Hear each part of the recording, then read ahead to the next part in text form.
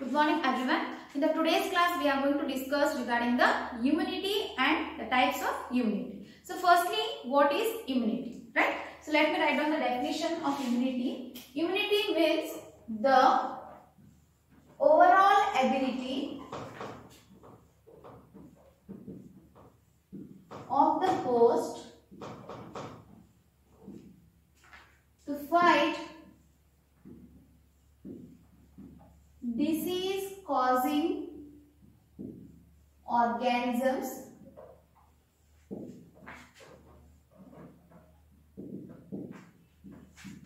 conferred by the immune system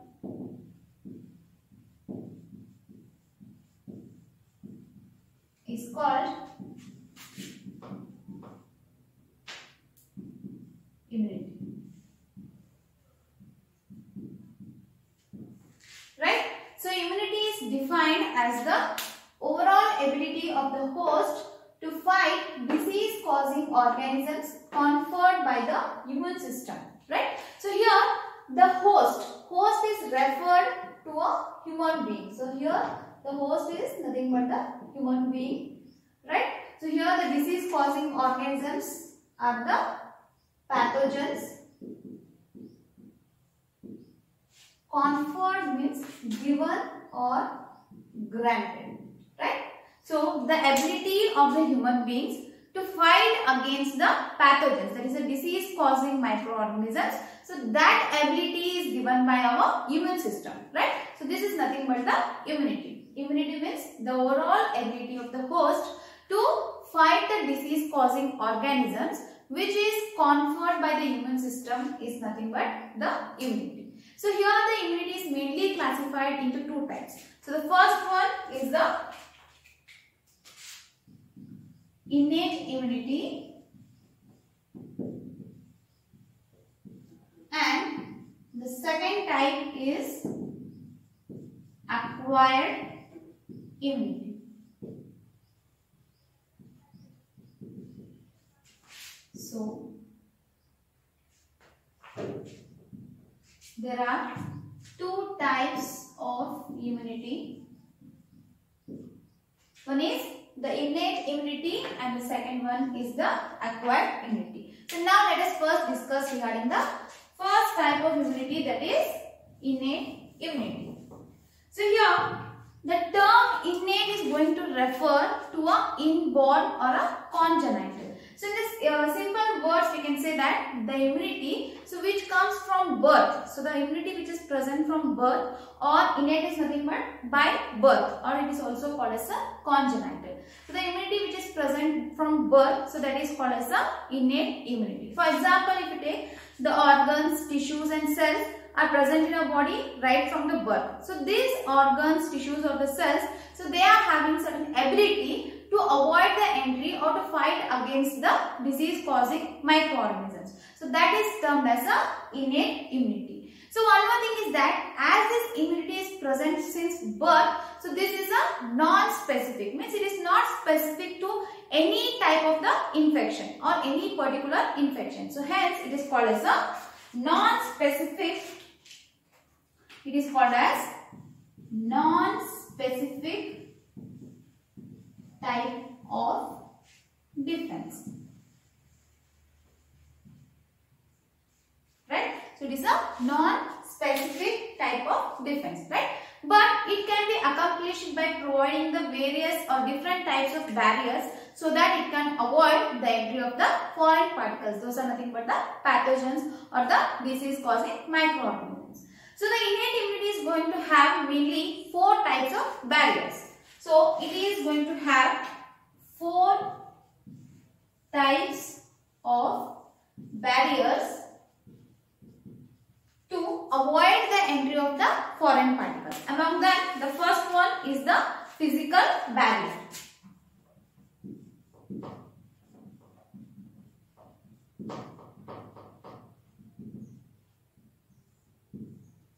Right. So what is this physical barrier? Means it is a structural obstacle, right? So the obstacle which is going to avoid the entry of the foreign particles. So what is the best example of the physical barriers in our body? So the first one is the skin. That is the skin. So this skin is going to avoid the entry of microorganisms. Right? So we know that skin is the largest organ of our body, and this skin is going to avoid the entry of the microorganisms. Means here it is going to act as a physical barrier for the entry of the microorganisms or the pathogens. So coming to the second one, that is the mucus coating of epithelial lining of respiratory, urinogenital and gastrointestinal tract. So here what it is going to do means, here it is going to trap the microorganisms.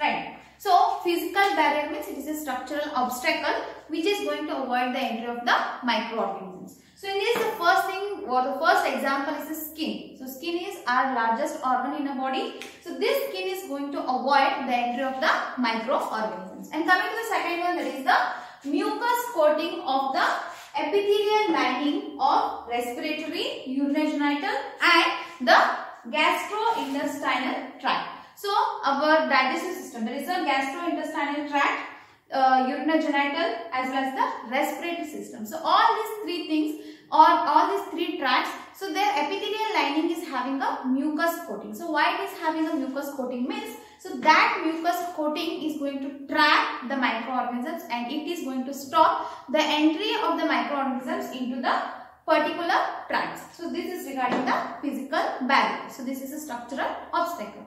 So coming to the second type of barrier, that is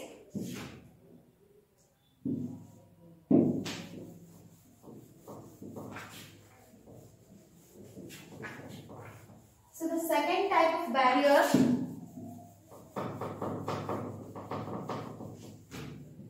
is physiological barrier. Physiological barrier. So this physiological barrier is a non-physical, right? So here, what are examples we can take are the acid in stomach,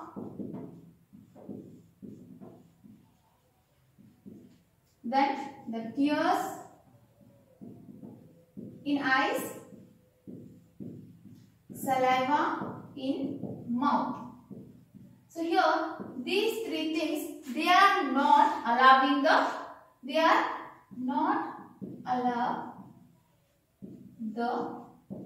growth of microbes, right? So physiological barriers means it is not a physical barrier. In this case we are having three important examples. The first one is the acid in stomach, then the tears in eyes and the saliva in the mouth. So these three things, what they are going to do means they are going to avoid the microbial growth, right? So now coming to the next type of barrier, that is the cellular barrier. So what do you mean by the cellular barrier means the cells which are going to act as a structural obstacle. So which are the cells we are going to take here is the types of WBC, that is the cells of WBC, that is the neutrophils, then lymphocytes such as the natural killer, then monocytes and macrophages.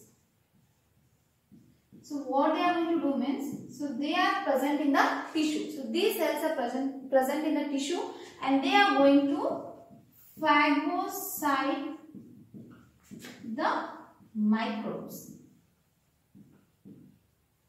Right. So the third type of barrier which we are going to see here is a cellular barrier. Means here the cells are going to act as a structural obstacle and they are going to fight against the disease causing pathogens. So the best examples of the cellular barriers are the cells of WBC, that is cells of white blood cells, right? So those are the neutrophils, lymphocytes, monocytes as well as the macrophages. So what these cells are going to do means these cells they are going to phagocytose, means they are going to eat or they are going to consume the disease causing pathogens, right? So now coming to the last barrier, that is the cytokine barrier. So cytokine is a group of proteins. So here how does the cytokine barriers are going to work means the virus infected cells, right? So virus infected cells, they are going to produce a protein which is called as a interferon, right? So this is a protein which is secreted or produced by a virus infected cell. So what is the main role of interferon means this interferon is going to protect the non-infected cells, means the non-infected cells which are present right beside the infected cells. So that those are means these interferons are going to protect them against the cells getting infected by the viruses, right? So this is regarding the 4 types of barriers which are going to come in the innate immunity. So the first one is the physical barrier. So in the physical barrier we have studied the examples of the skin, then mucous coating of the epithelial lining of the respiratory, gastrointestinal and urinogenital tract. So the second barrier is a physiological barrier in which we have taken the examples of the acid produced in the stomach, tears in the eyes and saliva in the mouth. So after that we have studied the cellular barriers. So which are the types of cells? That is the cells of WBC such as the neutrophils, lymphocytes, monocytes as well as the macrophages. And coming to the last type, that is the cytokine barrier.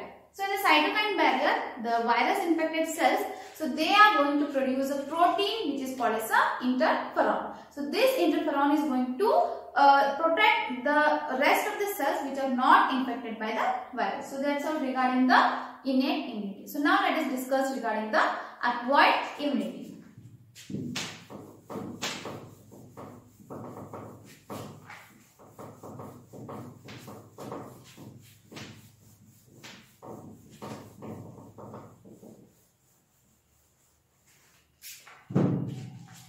So the second type of immunity is the acquired immunity.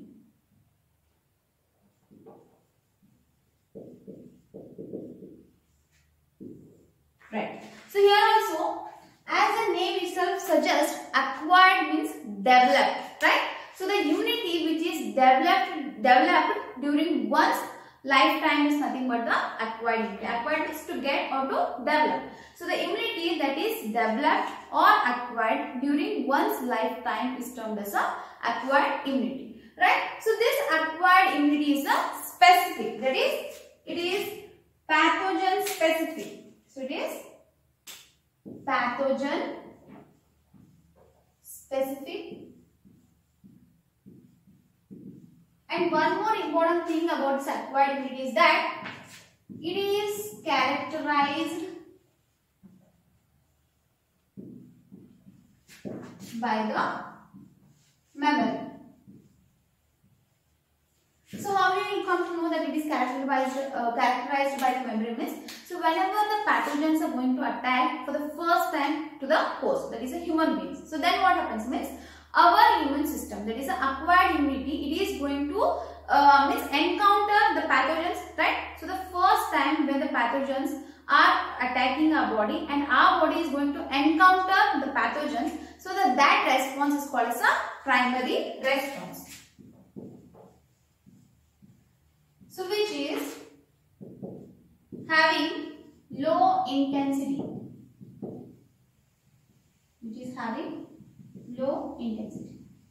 right? So when the pathogens are attacking for the first time to our body is going to provide a response, right? So that response is initially it is having a low intensity, and that type of response is called as a primary response. When the same pathogens attack our body for the second time, so then what happens means again our body is going to provide a response, but this time the response is highly intensified and hence it is called as a secondary response. So at the first attack of the pathogens, our body is going to provide a response which is called as a primary response, and it is having a low intensity. So at the second time, when the same pathogen is going to attack our body, so our body is again providing a response, but now this time it is termed as a secondary response which is highly intensified. Right? Through this we can come to know that the acquired immunity is having, or it is characterized by the memory.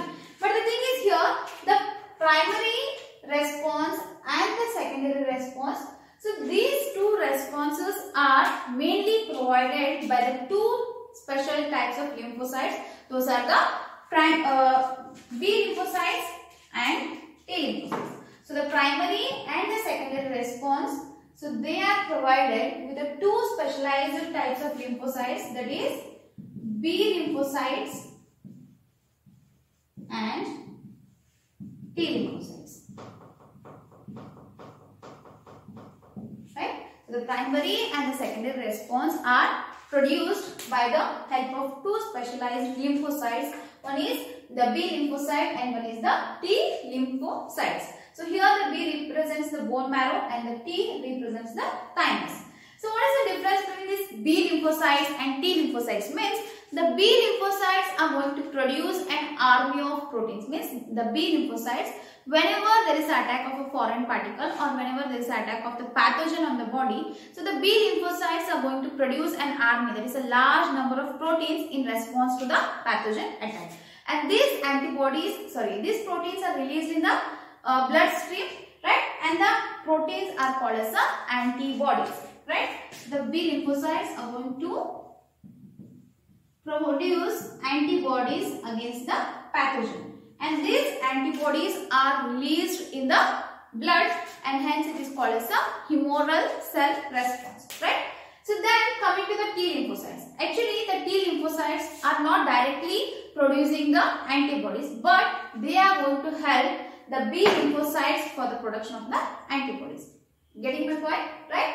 So here whenever the pathogen attacks for the first time, usually our body is going to provide a response which is having low intensity. So when the same pathogen is going to attack for the second time, our immune system is having a memory, so it is going to just recall the type of the pathogen, and already it knows how to attack back the cells of the pathogens, and obviously it is going to have the high intensity, right? So that response is called as a secondary response. So the first, that is a primary response or the secondary response. Both these responses are produced with the help of a specialized lymphocytes, that is B lymphocytes and the T lymphocytes. So here the B lymphocytes are going to produce a large number, that is an army of proteins in the blood against the pathogens, and these proteins are called as the antibodies, right? So the B lymphocytes are the one which are going to produce the antibodies against the pathogen. So coming to the T lymphocytes, so the T lymphocytes themselves, they are not going to produce any kind of antibodies, but in turn they are going to help the B lymphocytes for the production of the antibodies, right? So now let us see how does the structure of antibody looks like.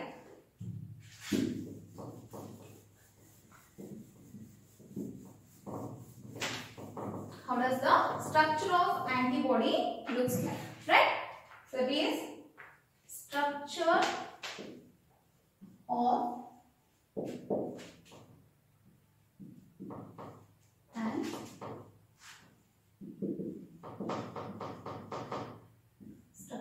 antibody, right?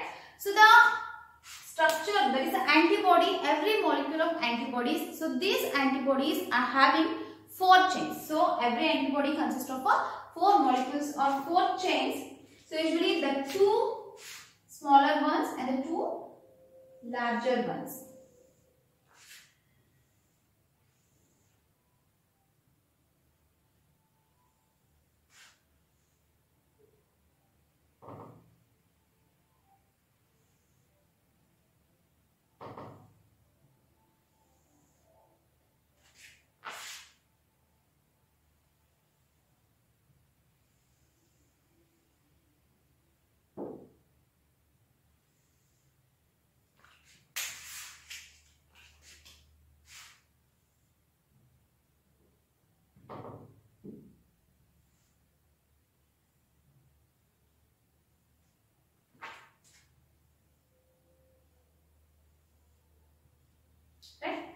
every antibody molecules are having 4 chains.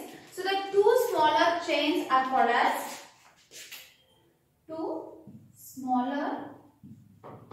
as light chains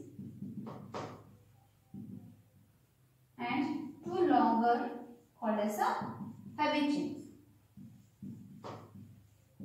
So hence the structure of antibody is denoted by H2L2. H2L2 means 2 heavy chains and 2 light chains, right?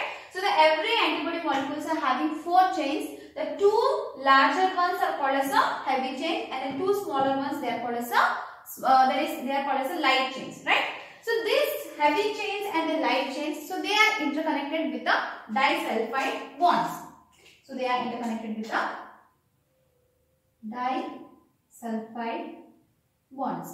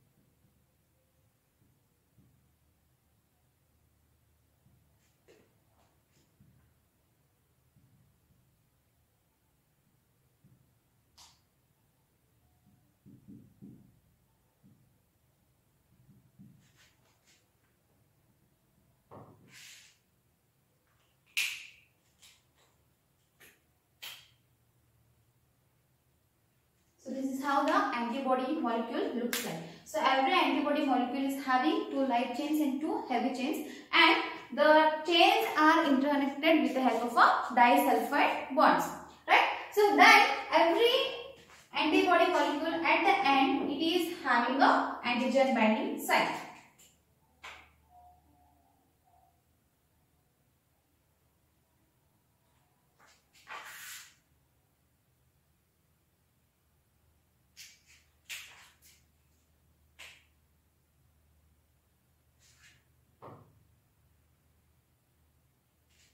Right. So this is nothing but the antigen binding site.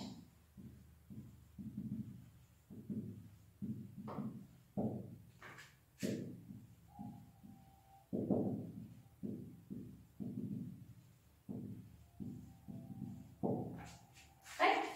So this is the structure of an antibody with the 2 light chains and 2 heavy chains which are interconnected with the disulfide bonds and having the antigen binding site at the end point, right?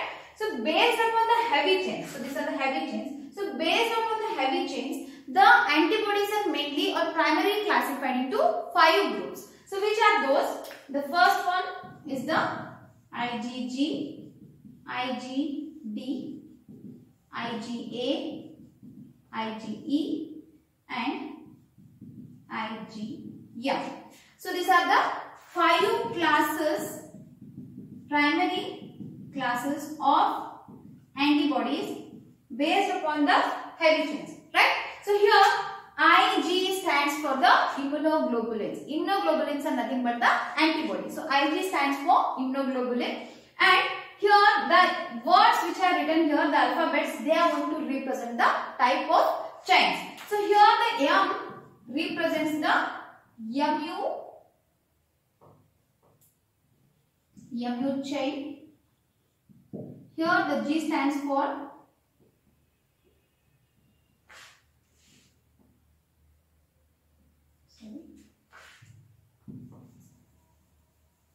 right. So here these are the primary classes of antibodies: IgM, IgG, IgD, IgA and IgE, right? So here they are, Ig represents for the immunoglobulin, and here M, G, D, A, E, they are going to represent a particular type of chains. So here the M stands for the mu chains, G stands for the droplet chains, and D, it stands for the delta chains. A stands for the alpha and E stands for the epsilon. Right? So these are the type of chains. Based upon that, we are going to divide them into the 5 primary types of the antibodies. Right? So now, as the antibodies are released in the bloodstream, so this type of response is called as a humoral response. Right? So it is a humoral immune response. Right?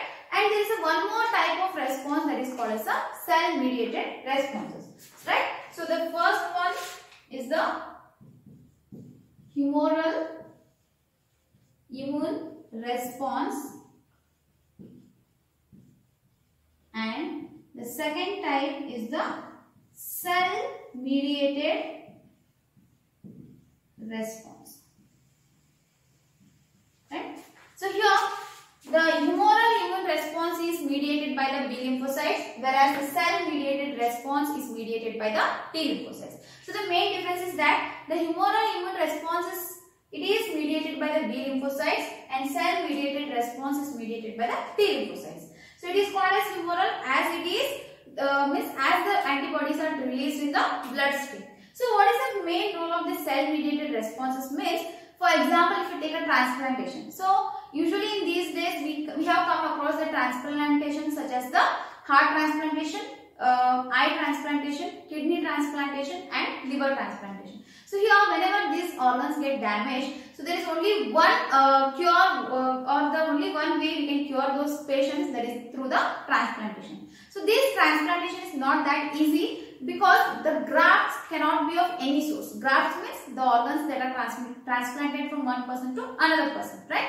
So suppose if a person is suffering from kidney failure, so he has to be replaced or he has to get the transplantation of the kidney, so that he can't take the kidney of any available sources, but he has to come through the means he has to go for the blood checkup, so that he will come to know which type of blood is that, right? So based upon all those tests only we can make sure that whether we can transplant a particular organ to a particular person. So why this happens means, why the body rejects certain organs means, our body is having the capacity to distinguish or to differentiate our cells and the other cells. Means there is a self cells and the non-self cells. So this is mainly done through the cell-mediated immune response. That is a CMI. That is cell-mediated immune response. Right?